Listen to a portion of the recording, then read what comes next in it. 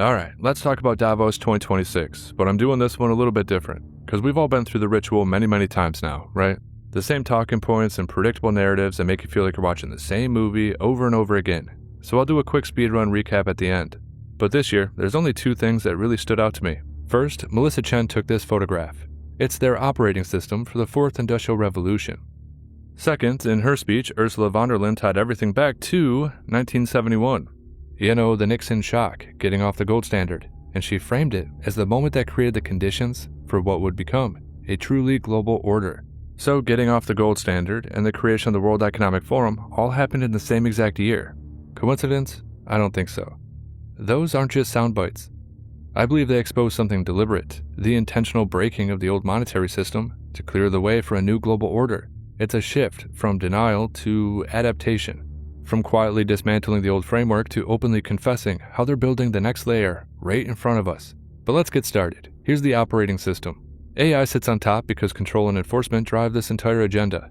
For examples, they say AI will control the drones, autonomous vehicles, precision medicine, and environmental monitoring. But the core stack below reveals the real control mechanisms, AI and machine learning, the so-called conductor in this dystopian nightmare. Beneath that, we have four foundational blocks: digital trade and cross-border flows, data policy, the Internet of Things, and blockchain, all the way at the bottom.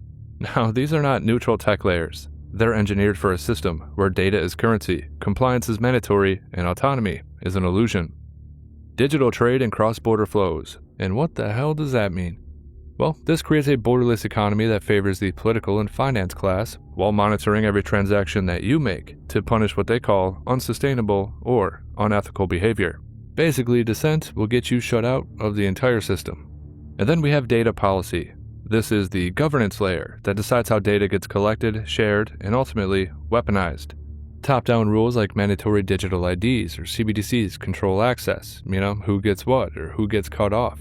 It's basically, it's mass harvesting of data dressed up as safety regulations, with AI flagging misinformation or what they deem as antisocial behavior to nudge said behavior or suppress it outright. It's pure social engineering. And then we have the Internet of Things. Sensors pretty much everywhere, from your smart home to smart cities, even extending to the Internet of Bodies. Everything connected in constant real-time feedback loops. AI optimizes society, they claim.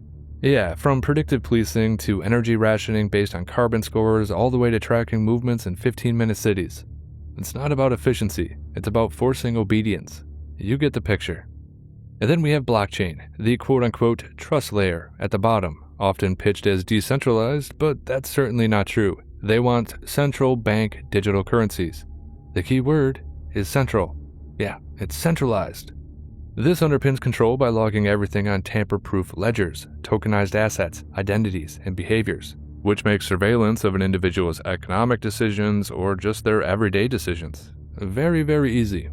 And so in this setup, it's the enforcement mechanism for programmable money or smart contracts, where AI triggers penalties, like freezing your bank account because you went over your carbon allowance, that kind of thing. For a second, I think the movement towards tokenization, decimalization is necessary. It's ironic that we see two emerging countries leading the world in in the tokenization and digitization of their currency. That's Brazil and India. I think we need to move very rapidly to doing that. We would be reducing fees. We would do more democratization by reducing more fees if we had all investments on a tokenized platform that you could move from a tokenized money market fund to equities and bonds and back and forth. We have one common blockchain. We will, we can reduce corruption. So I would argue that yes, we have more dependencies on maybe one blockchain, which we could all talk about. But that being said, the activities are probably processed and more secure than ever before. And of course, I know it and you know it, but the political class is going to find a way to exempt themselves from this public ledger, probably by voicing concerns over national security. I mean, you can't have proof of their money laundering just out there on a public ledger, can you? But basically all of those things together, and you get this weird hierarchy where AI is really pulling the strings. I mean, it's clearly not innovation for freedom, right? This is going to turn society into a managed ecosystem, which is the stated goal of technocracy in the first place. The thing that people really have to understand is that these Davos meetings aren't some enlightened powwow pushing a spirit of dialogue, like they say. Instead, these events serve as a public confessional booth, really. These so-called elites lay out their plans, psyops, narratives, and discuss all the terrible things they plan to do in the world, and then pretend that they're trying to regain our trust. Yeah, good luck, because that's never coming back. But here's the thing. I suspect that might actually be part of the plan. I mean, geez, no one trusts us. Fine, trust AI. It's impartial. Trust blockchain and trust automation instead. Yeah, that's probably the pitch. We need technocracy because we can't trust politicians. It's clever because it's true.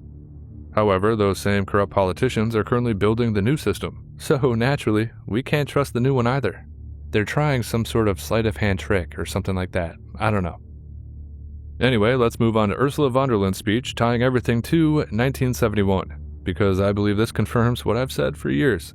Getting off the gold standard and every black swan economic event since then was part of a coordinated plan to drive the world into global governance. Anyway, here's the clip. 1971 was the year of the so-called Nixon shock, and the decision to delink the US dollar from gold. In an instant, the foundations of the Bretton Woods system and the entire global economic order set up after the war effectively collapsed. But it also had two major effects. It inadvertently created the conditions for what would become a truly global order, and it provided a sharp lesson for Europe and on the need to strengthen its economic and political power. It was a warning to reduce our dependencies, in this case, on a foreign currency. The world may be very different today, without any question, but I believe the lesson is very much the same. That geopolitical shocks can and must serve as an opportunity for Europe. And in my view, the seismic change we are going through today is an opportunity, in fact, a necessity, to build a new form of Europe. Yeah, I'm pretty sure she just revealed a lot. She's not mourning the collapse. She's celebrating it as the spark for what's next. And Mark Carney said the same thing in his own Davos speech too. We know the old order is not coming back. We shouldn't mourn it.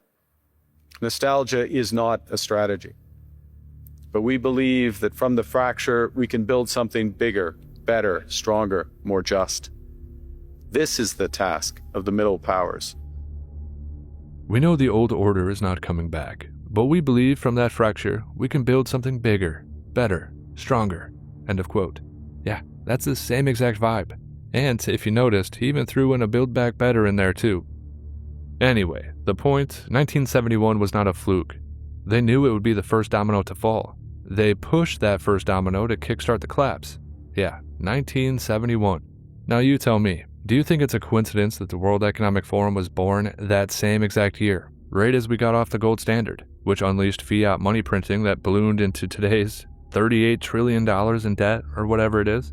No, I don't think that's a coincidence. That instant collapse wasn't a bug, it was a feature. Basically, this was the plan. Sever money from tangible reality, gold, unleash endless printing, hollow out the value of the dollar while consolidating control, inflation quietly erodes savings, debt hangs over nations and the new generations of kids, the middle class gets squeezed into dependency, all while politicians pose as saviors in the quote-unquote opportunity of upheaval. And now they're framing it as a model, a plan. Like von der Leyen and Mark Carney said, it's not nostalgia. Yeah, it's not. I think it's a confession. They're hinting that shocks like that are deliberate. They're power grab tools, and the old world was asleep to it. But that world's gone. People are realizing what happens behind closed doors more and more these days. Now, to understand the gravity of this agenda and how deep this all really goes, we have to turn to Johnny Vedmore. He wrote a bunch of great articles on the origins of the World Economic Forum, and I'll leave a link. You should read it. Essentially, he traces Klaus Schwab's path right back to Harvard in the late 1960s. And yeah, it all began with Henry Kissinger's International Seminar, which basically was a CIA-funded operation that groomed future influencers from 1961 to 1967. until an expose blew the lid off the entire thing. Kissinger, the Council on Foreign Relations mastermind, handpicked Klaus Schwab, who attended the Harvard-based seminar in 1965.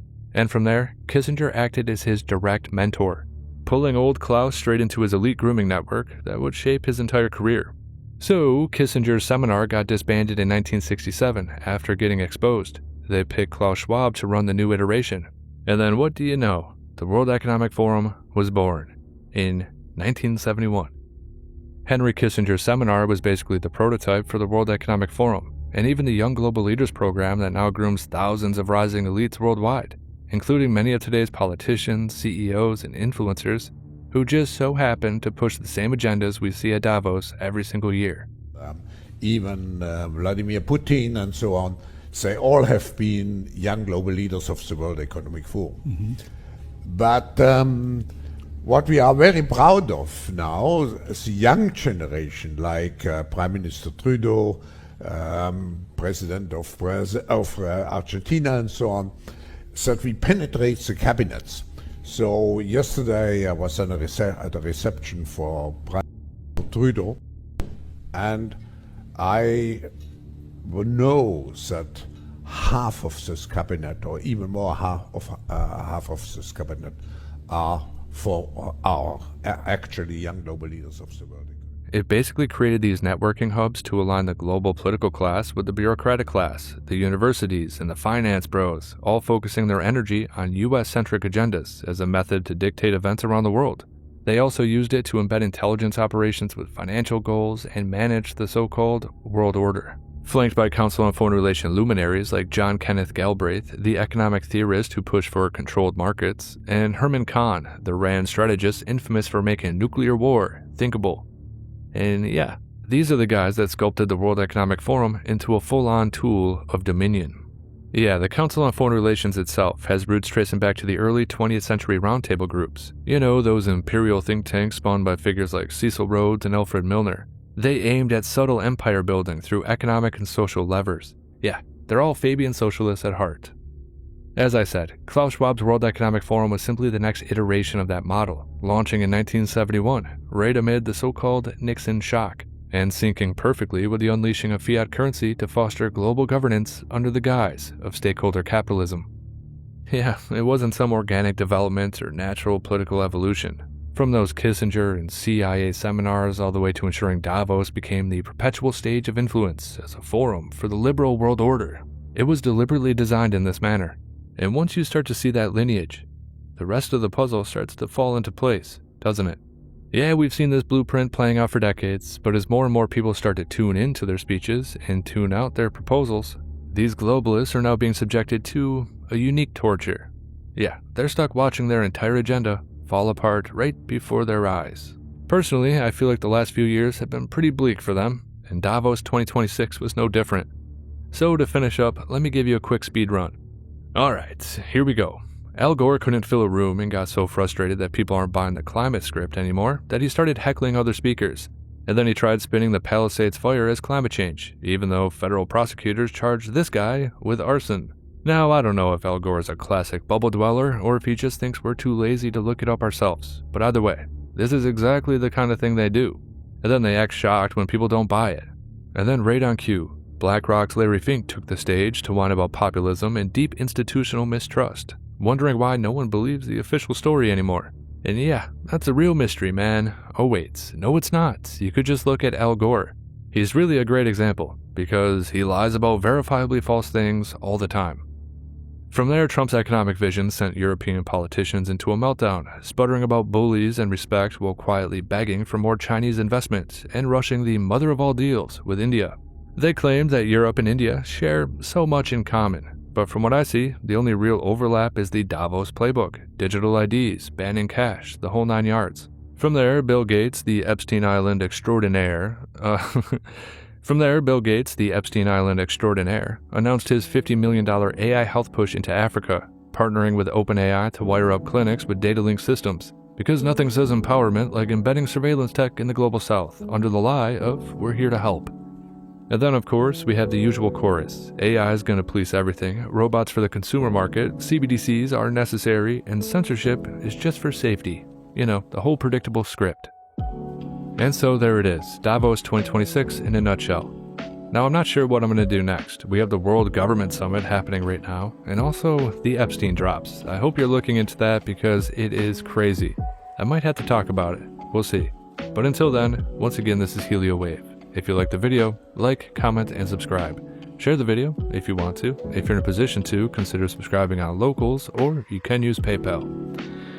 As always, make sure you disobey those true fascistas, and yes, I do hope you have a good night.